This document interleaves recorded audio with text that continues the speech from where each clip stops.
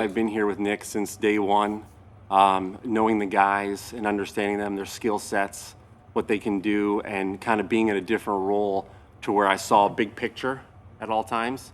And now I can concentrate on certain things. And I've been in each room, every year, kind of with the receivers and the quarterbacks, and kind of spread my knowledge around. So now it's just a matter of getting to know the players. You're interviewing every day, right? So for the last 4 years, I'm essentially interviewing with Nick, the staff, the players. You're going to use personnel, what you're going to do, and how you're going to put the team in the best spot, because everybody knows each other. And when it comes down to it, when they're out there playing, they're problem solving. Ultimately, you don't always know what you're going to get, what we want to do, when we want to do it. And then if something does pop up, we can all adjust together, which is what we have to do as a staff and players. All right, man. I know I'm chopping, like a chop shop, pieces here and there, and putting together a composite of the interview that Kevin Patullo gave to at the presser to the mass media. But that being said, there were several things that I took away from the interview, and it's not an exegesis on his overall process because we haven't even seen him run the ship. He's been behind the scenes, and he's been a key component that's played a part in putting together these rosters over the course of the 4 years. But he's been in the background, but he has been a vital piece in putting together these offenses, for better or for worse, because Brian Johnson, and there was Shane Steichen, Kellen Moore, and now his iteration. So we'll see what there is to make of that. But let's dive into the tidbits and see what there is that we can take away, because it may not be a huge amount, but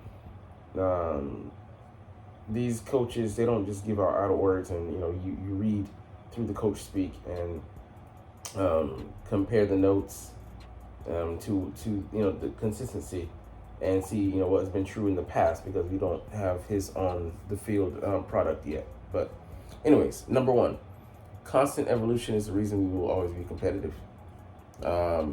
He's looking to improve upon things, trends, what we see, possibilities, optimizing, and experimentation. I'm loving what I'm hearing from him, because under Brian Johnson, we had too much of rote, too much of just sticking to Nick's supposed plan without anybody's real innovative path being taken. And I think it works best when you have solid, sticking to staples, but enough of a system that is kind of independent of what Nick wants to run, so that we can have that as the base, and then add in the offensive pieces that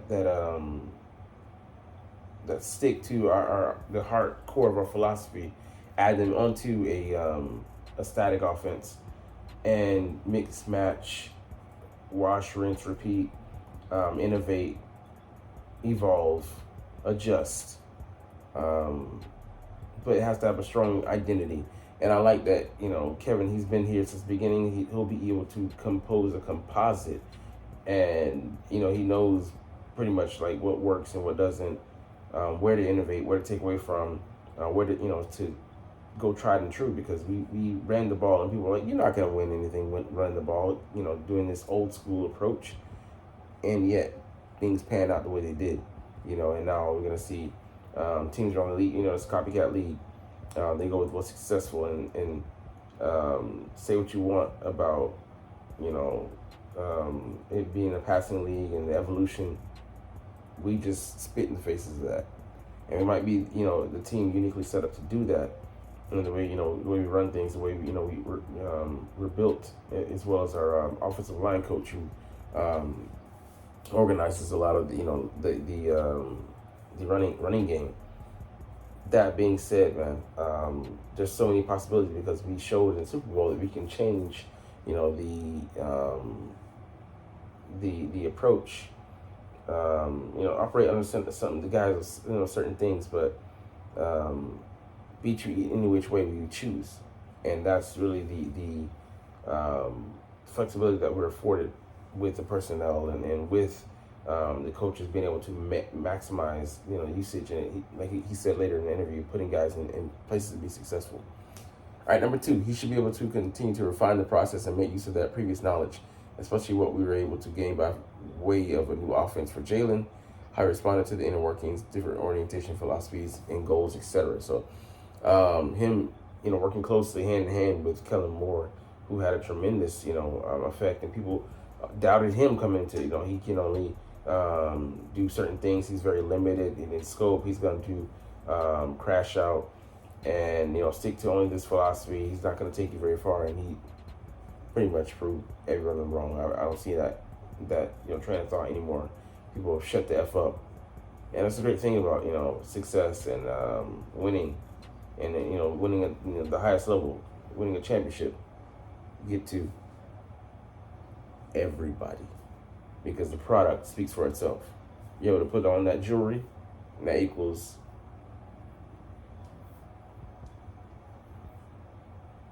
one of those.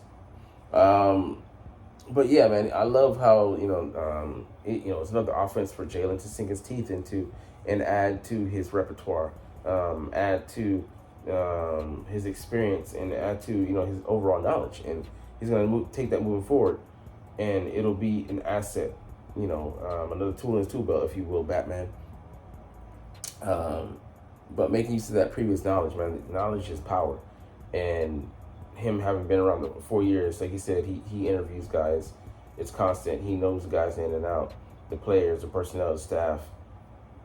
That's worth his weight in gold, and especially him working so closely hand in hand with Sirianni. Speaking on that, number three, he says Nick is a progenitor to pushing, poking, and prodding the coaches into new material, looks and strains of offense. But something tells me that Kevin has his own side and slice of curiosity that he likes to experiment, brainstorm, and dive into creativity himself. So, yeah, he said himself like that he's not exactly the same as Nick, although they may have a similar affinity for things, similar leaning in certain directions. That being said, it is going to be his offense, and I'm interested to see how he puts his stamp on it, how he puts his original twist on it, how he how he steps to Nick and looks to run his own ship, and like I said, not always looking for the seal of approval, but just going out there and doing it. And him having seen how things transpired with the good and the bad over the successful, the middling, but still successful seasons that we've had under this run of Nick Sirianni. He's earned a level of credibility, a level of rope to stake himself out on. But yeah, we'll see. But I think that we'll get to see him express himself in the offense. We saw Kellen Moore's side, the things that he likes to lean into. Nick still's gonna have a heavy hand into how things play out, but I like to say that we're gonna see the identity of Kevin and what he's made of mentally, philosophically, personality wise. Number four, he says he has the BPA best player approach at the forefront. And from what I can gather from him, he seems to be of the same thought process as the previous OC and Kellen Moore.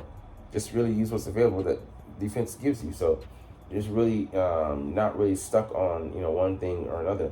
And it's nice to have tendencies, yes, but Kellen Moore, one thing I really loved about him is he looked to have tendency breakers, and we did that in Super Bowl. The key play, like the dagger, set it up.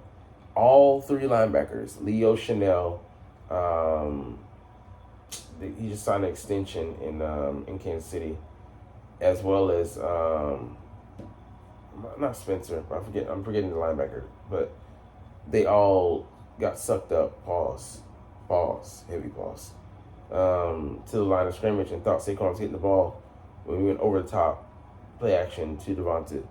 Safety, got fooled as well. And, I think it was 54-23 in what's the name? I'm forgetting his name. I had B, starts with a B. But yeah, I mean, it was had them dead in the water. all because we committed to that and broke the tendency at the perfect time, and they were desperate enough to throw that out there. Steve Spagnuolo was, and it was night, 34-0, and then hit the Tyreek on you.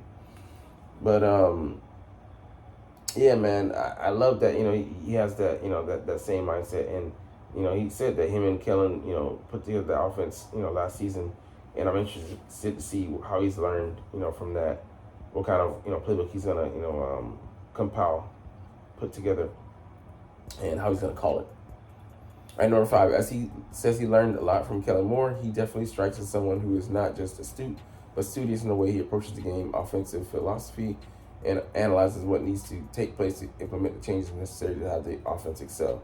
So, like I say, he doesn't have like pride and say we're gonna do this, do that. Truly wants to just put the players in the best position available, and AJ, Smitty vouch for him and say that they really like his thought process, the way he looks at things, the way he sees things, the way he breaks things down, teaches them, and we'll get to see that side because we're gonna need a leader on the offense and someone who can go out there and brazenly put that on display because we need a leader. We have someone, Brian Johnson. Don't know if he was too willing to take the back seat to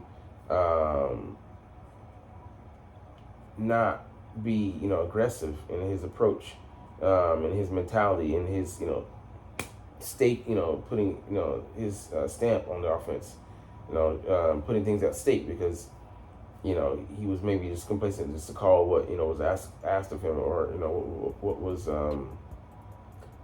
being requested by way of plays. Nah, you gotta have some fire. You gotta be able to talk back to Sirianni, and I think that's important. All right, number 6, his influence coming from Chan Gailey is huge. Innovative guy with the no huddle and bringing about the prominence of the pistol formation that we so often use these past couple of years. Gives further confidence in him melding different versions of the past to innovate into 2025. So yeah, a guy who came from Georgia Tech, used to run his wishbone in Madden, I'm not Madden, sorry, NCAA 05, and just beautiful. But that being said, Jalen is one of the ultimate weapons at quarterback. It may not be Lamar, poor version, but he's the guy that we need and want. Leading rushing the Super Bowl, set records there. I think maybe for rushing yards for a quarterback. But yeah, I mean he just flummoxed them, and right when they thought they had him, he had a back-breaking rush, scramble play that just kept us on the field, kept the drive alive, and just killed the morale of the Chiefs. So Chan Gailey, he his Buffalo offense looked different from the first offense he ran. I think was it in Kansas City. No, sorry, under Herm Edwards. So there's so many caveats, things you can do, and we've already experienced the pistol, but you continue building things and building them outwards, and really trying to be less predictable. Catch people by surprise. Like I said, break your tendencies, and really make it hard for them to have a beat on you. Yes, you're gonna have staples, but you want to have a fastball. That fastball makes everything else go. The changeup, the fork ball, the change of pace. Cool. All right, number 7, going from running the pistol to the 4 wide in Buffalo shows not only his versatility, but lack of ego and focus primarily on success to just win, no matter the shape it takes. A coach has Jalen's own heart, and you really do want a guy that's just gonna call, whatever, and not get stuck on trying to put a square peg in a round hole. And I want to see us be amorphous, truly amorphous, reach that level where Jalen is a master of the offense, has everything in his command, and not just the audibles, but switching formations. There's so much more that we can do. We're currently doing the installs. I mean, the versatility, it's limitless. But you don't want to overload your quarterback, but make sure he's running things that he likes and he's comfortable with to a certain extent. But every year you have to be growing learning and expanding your move set, your not strike zone, but your array. So Jalen is a guy who's hungry. Feels like he's eternally hungry, like he's a vampire or some shit. But Saint Marvel. But we are doing that, for him or to him, of him. Anyways, you know what I mean. All right, last one we'll get to here. His ability to incorporate the new staff will really be a telltale of how good and effective he can be with Frazier and Scott, the new QB coach. So, Parks Frazier came from Miami, running a little bit of their offense. I'd love to add some elements in there that fast and go. And Scott, the new QB coach, he's been a coordinator, a head coach, and now a QB coach, and he brings a wealth of knowledge, as he mentioned in his interview, and taking things from all these guys and innovating, refining things, and just expanding the strike zone, if you will. Teaching an old dog new tricks in Jalen. There's so much potential. So we'll see how things play out. But just some things I gleaned from the interview and thought. And yeah, I know a lot of pauses in there, but I'm not, I'm really thinking out the things that I'm saying. So instead of just giving you a road script. But hey, anyways, I know the fact of the matter is that you're not even watching though. But it's all good. Because I love making these videos and I love talking about the freaking stinking Philadelphia Eagles. So we'll chunk the deuces officially. But as always, it's fly, Eagles, fly, and let's motherfucking go. Like, comment, share, subscribe if you Thanks for watching. Check me out at Cintron Anime, Cintron Life, or Cintron Laughs, or other social media.